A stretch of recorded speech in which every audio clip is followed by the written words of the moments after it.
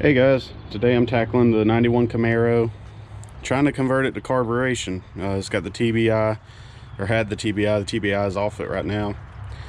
I got a bunch of parts over here, got a new intake, got a used carburetor, parts, gaskets. I'm also replacing the radiator. I've already got the radiator, so there's an old, you guys got an old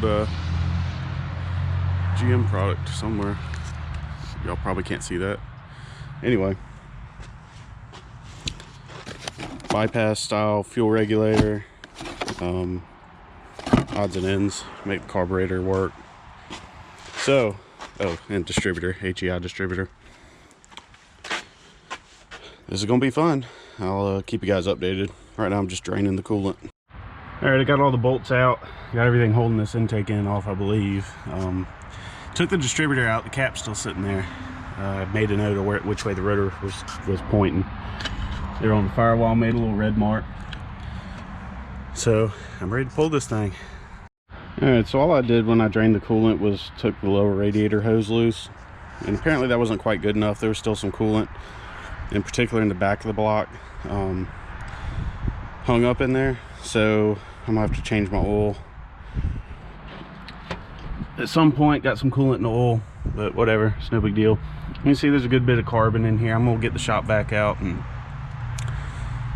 do a little bit of cleaning up. Overall, it doesn't look terrible in here.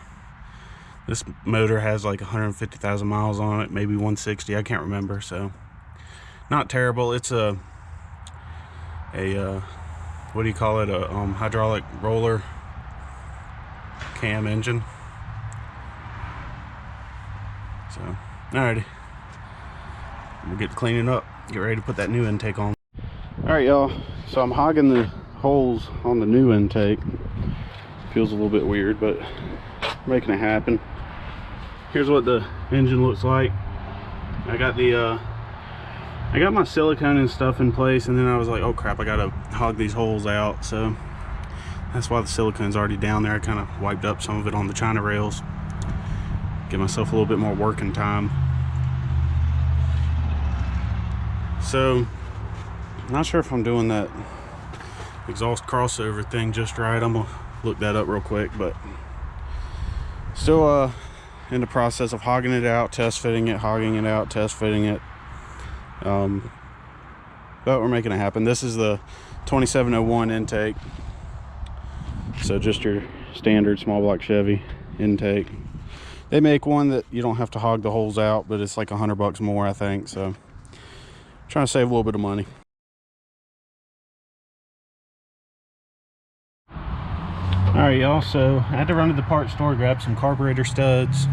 Had to grab I had to grab 4 of the grade 8 bolts that were a little bit longer than stock to accommodate for those shims.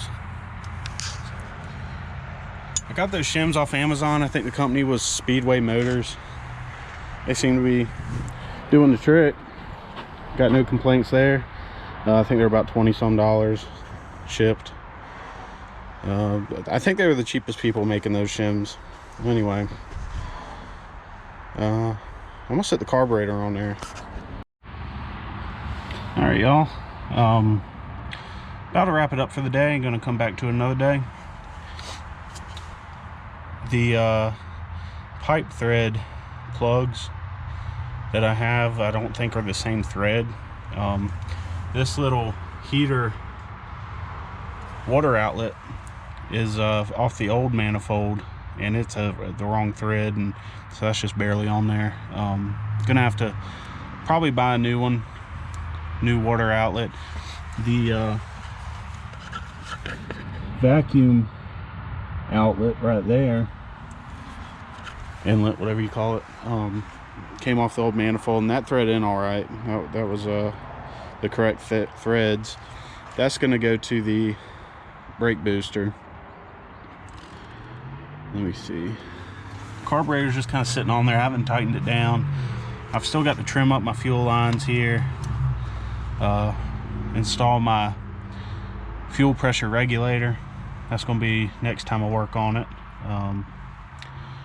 Got a new water neck but the thermostat is I reused the one that was already on the car because I replaced it not long ago. It's a 180 degree thermostat. The PCV hose was already the right shape and everything, just kind of went plugged right into the carburetor there. I'm gonna have to figure out linkage. So I got this thing put together. Sorry I didn't really stop to film. I kind of got in the zone.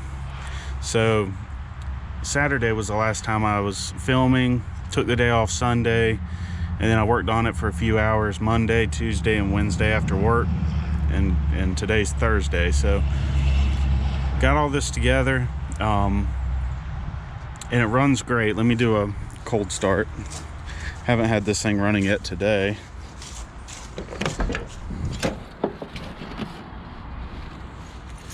Got the electric choke hooked up, so I'm gonna hit the pedal once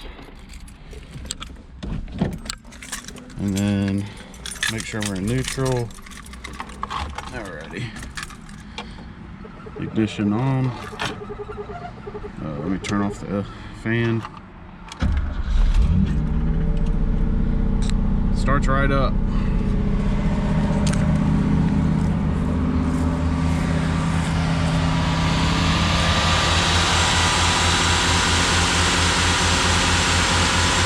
Runs really smooth.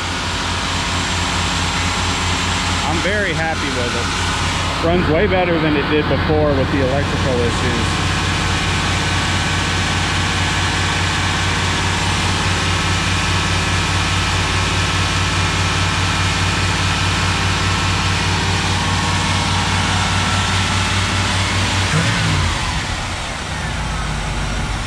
Looks like I have a drip. Yeah. Got a little drip there, gonna have to tighten up that fitting. But this thing runs great now. Great throttle response. Very happy with it. I'm gonna put the main parts that I used in the description.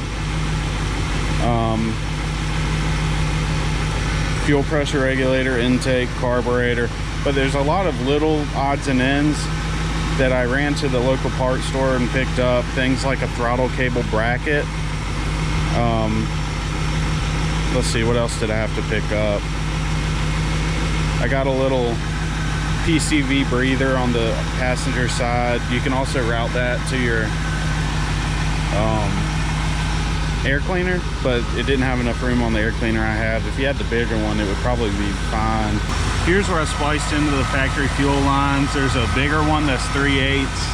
That's gonna be your high pressure fuel injected thing, you know, input. You get some fuel injection rated 3/8 line. It says fuel injection right here on the hose. Run that to your fuel pressure regulator, and then run 5/16 to your return and 5/16 to your carburetor. I bought a cheap Amazon distributor, HEI. Okay, so the wiring. This was the thing that probably I thought about the most. So there's a pretty thick red lead that originally was plugged into the coil. That's going to be the hot lead that you want to use for your HEI. And then there's a white cable that went to the distributor, and that's your tachometer. And you have to plug that into where it says tachometer on the distributor, and that, you know, sends signal to the computer, and the computer tells the fuel pump to continue running. So we're still using a stock fuel pump in this application. This little PCV hose routed perfectly to the carburetor.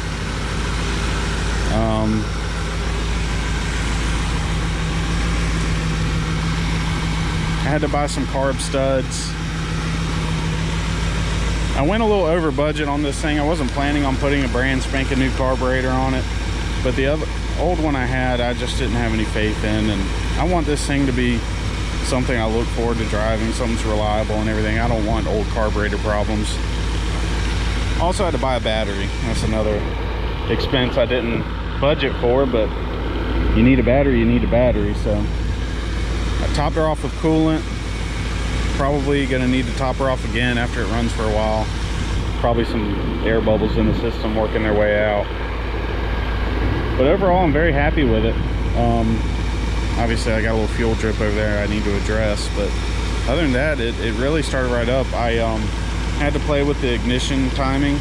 I thought I had it lined up just right, but the diameter of the cap is bigger on an HEI. So when I thought I had something lined up, it was actually off a little bit. So I had to rotate and advance the distributor a good bit. And actually, as far as I could, and ended up luckily being okay. The vacuum advance is hitting the intake. Ran a vacuum hose from the HEI distributor to ported vacuum on the carburetor. This is to the advance. You can watch some Thunderhead 289 videos if you want some more details on ported versus manifold vacuum for your vacuum advance. All my gauges still work. The check engine light is still on. I was expecting that. This is a manual transmission car. I don't know if I mentioned that, so I don't have to worry about a kick down cable for the transmission. But if you do have an automatic, you need to do something with that. That's very important. Get the right bracketry. I wired up the electric choke over here. I just have this negative going over here, and I put a bolt in the intake, and that seems to be good. The positive, I went to a red wire that went to one of the fuel injectors. I put a test lead on it, and it was getting keyed ignition, so that's what I'm using for the electric choke. And the throttle response is great on this thing. I'm very happy with it.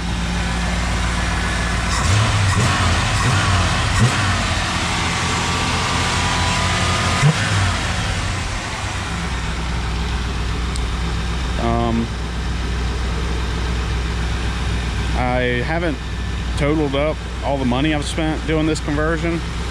I was able to save a few bucks and bought the new intake and bolts from a guy that well, anyway, I got a deal on them. Even though it's new, I still got a deal on them. But I had to buy the carburetor. I paid full retail for the carburetor and battery and all the hoses and fittings. I had to run to the hardware store to get all the fittings I needed for the fuel pressure regulator. The fuel pressure regulator also had no threads in the screws that connect the bracket to the regulator, so you have to tap those yourself.